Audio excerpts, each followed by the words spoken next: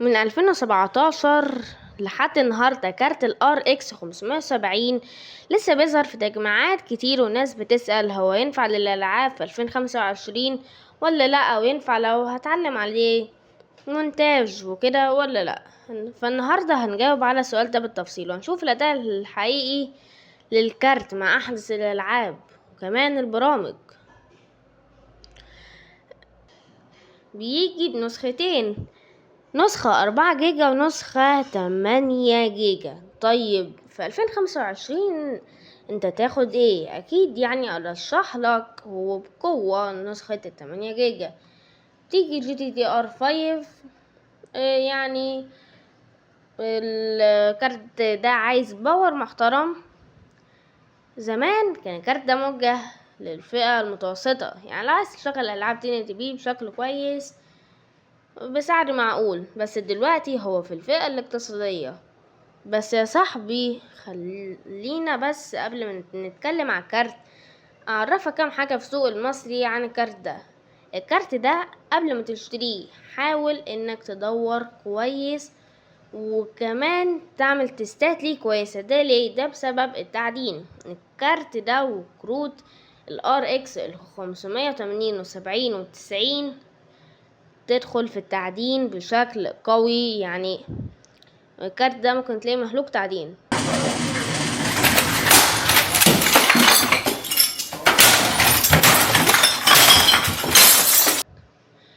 شركات كتيرة مصنعة كانت صاحبي فيه هتلاقي من الكارت ده نسخ كتيرة، يعني هتلاقي MSI اسوس والنسخة بتاعته الأصلية.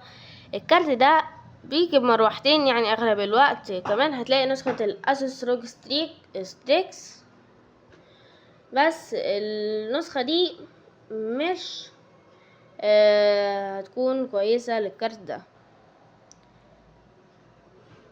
لو هنتكلم عن نقط القوة، أول حاجة السعر. النهاردة ممكن تلاقيه في سوق المستعمل بسعر قليل جدا، بس أنا برضو في آخر الفيديو وفي نص الفيديو هقولك على كام معلومة، وفي آخر الفيديو هقولك على السعر اللي تشتريه بيه عشان ما تاخدش كارت مضروب وبسعر غالي. نسخة 8 جيجا ممتازة، بتخلي الكارت يقدر يفتح برامج وتطبيقات تقيلة شوية يعني، ودي اللي انا انصحك بيها. مناسب جدا للتجميعات الاقتصادية اللي بتستهدف تشغيل الTNT، ومتوافق مع تقنيات الفري سينك، ودي ميزة لو عندك شاشة من AMD.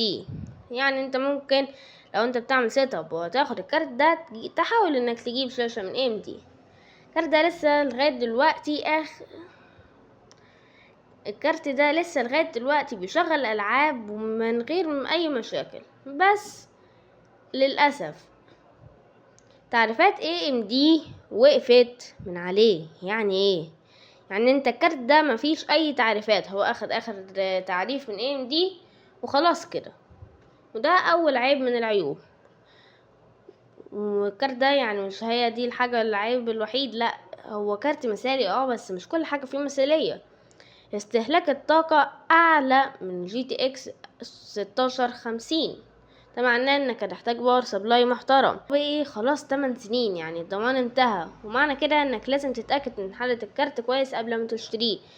ده اللي انا قلتلك عليه. الكارت بيستخدم في التعدين كتير، فالكارت لازم تتأكد من حالته قبل ما تشتريه. طيب الكارت ده بتقارن مع بعض الكروت، مع ال1050 Ti. الكارت ده يعني بيتفوق على ال1050 Ti اللي هو من نفيديا في الجيمنج، بس لو انت رايح للمونتاج هتكون مع ال1050 Ti او ال1060. لا، هنا ال1060 هو اقوى من الكارت شوية، بس الكارت فيه ميزة كويسة جدا اللي هو 8 جيجا. دي ميزة ممكن تتفوق في ال1060 مع بعض الالعاب عشان الفي-رام. الكارتين اتوقف عنهم الدعم اللي هو GTX 1060 و 1050 Ti وال RX 570، بس ده مش معناه ان الكروت دي وحشة، لا، كويسة جدا. طيب المقارنة بقى مع 1650، كارت موقوف الدعم مع كارت لسه مدعوم، يا ترى مين الأقوى؟